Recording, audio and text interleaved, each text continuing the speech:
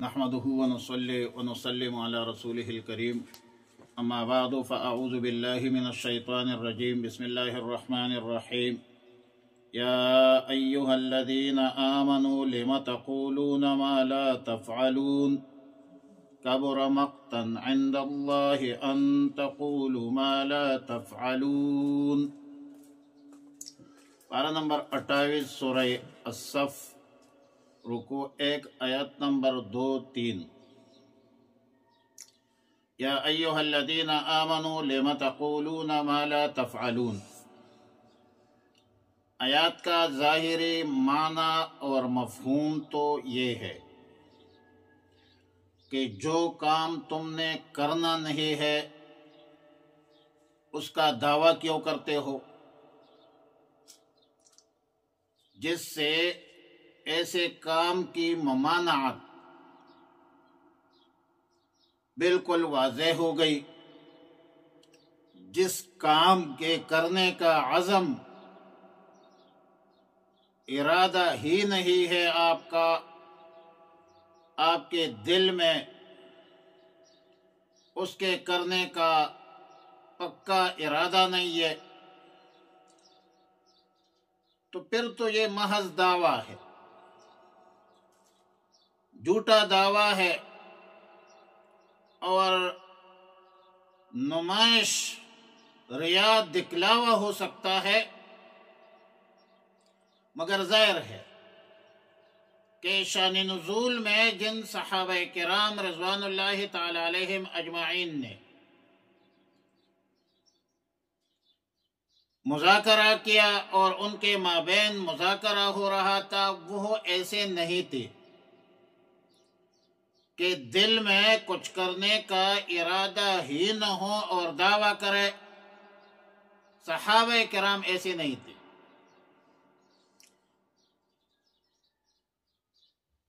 اس لیے اس کے مفہوم میں وہ بھی شامل ہے، اور اگرچہ دل میں عزم اور ارادہ کام کرنے کا ہو،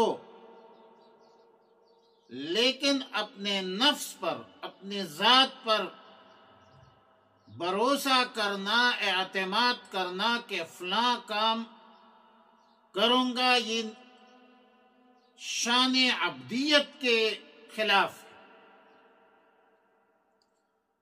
اول تو اس کے کرنے کی، کہنے کی ضرورت نہیں ہے کہ آپ بلند و بالا دعوے کریں۔ بھائی جب عمل کا موقع آ جائے تو یقیناً عمل درآمد کیجئے، اور اگر کسی مصلحت سے اظہار کرنا پڑے، کہنا پڑے، اور آپ اس کا اظہار کرنا چاہتے ہیں تو ساتھ انشاءاللہ کے ساتھ مقید کیجئے، پھر وہ دعویٰ نہیں رہے گا۔ پھر اللہ کی مشیت کو آپ نے شامل حال کر دیا، اور اللہ کی مشیت کو شامل کرنا چاہیے۔ یہاں تک کہ اگر آپ ایک بندہ بیوی کو طلاق دیتے ہیں اور طلاق کے بعد انشاءاللہ کہہ دے تو طلاق واقع نہیں ہوگی۔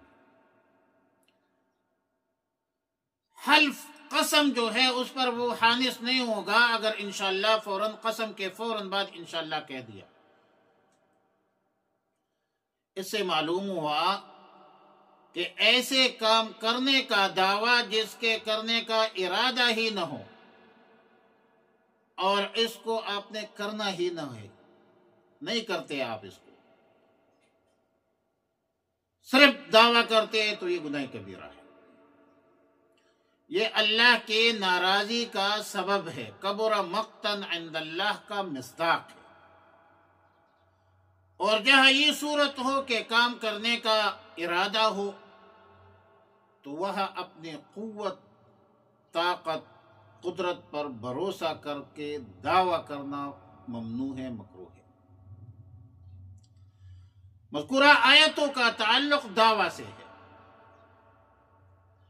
کہ کوئی بندہ کوئی نیک کام اگر نہیں چاہتا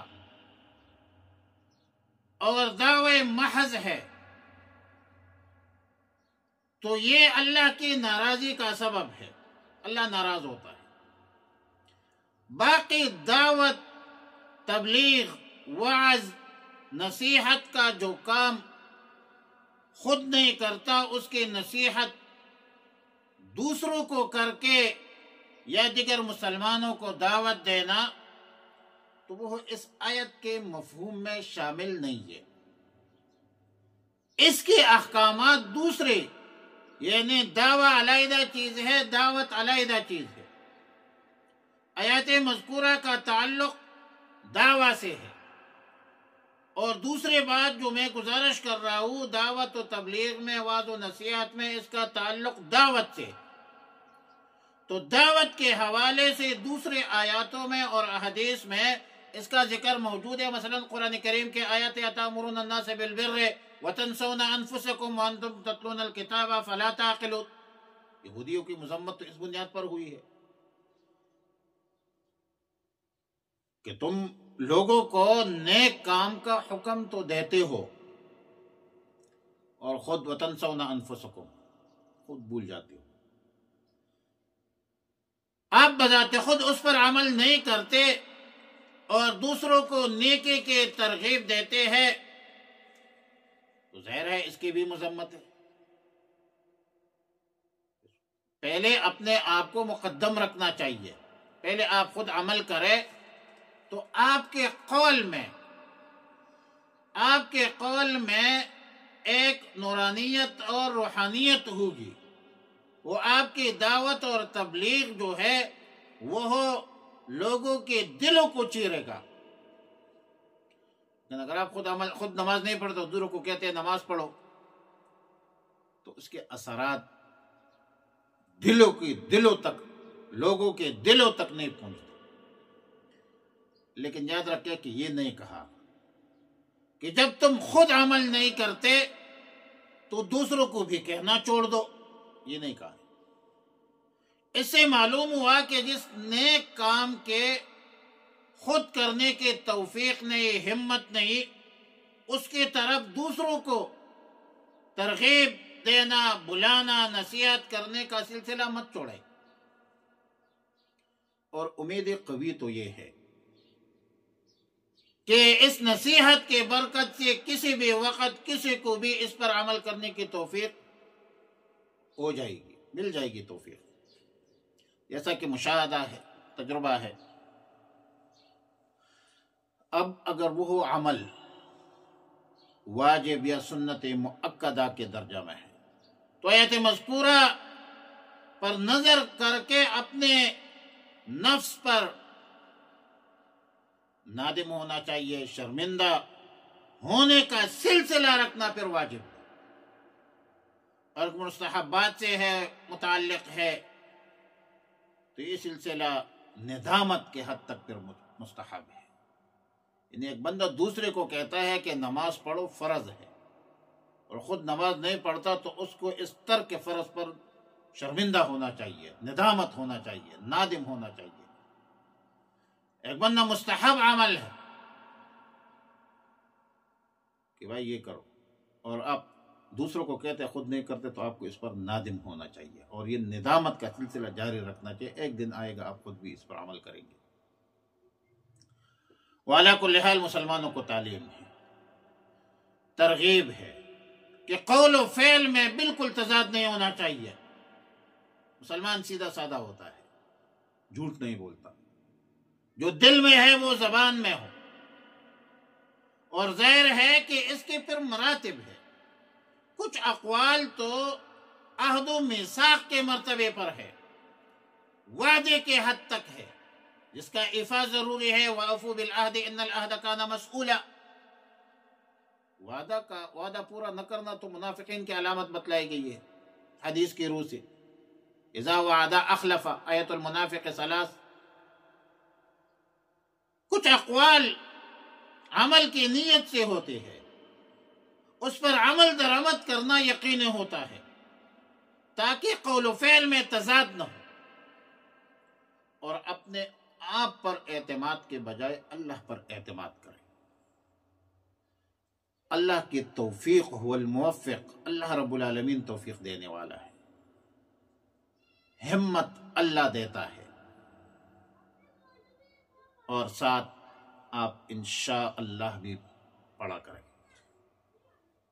اور انشاءاللہ جب آپ پڑھیں گے تو آپ اللہ کی مشیت کو اس میں شامل کریں گے۔ اب ظاہر ہے کہ اللہ کی نصرت، اللہ کی مشیت، اللہ کی مدد شامل ہو، پھر کیا ڈر ہے اگر سارے خدائی ہو مخالف، کافی ہے ایک خدا اگر میرے لیے ہے۔ یا ایہا الذین آمنوا، اے ایمان والو، لم تقولون، کیوں کہتے ہو، ما لا تفعلون، جو تم کرتے نہیں، کبرا مقتا عند اللہ، کبرا سخت ناپسندیدہ ہے، کبرا مقتا بہت زیادہ ناگوار ہے، تیری ہر بات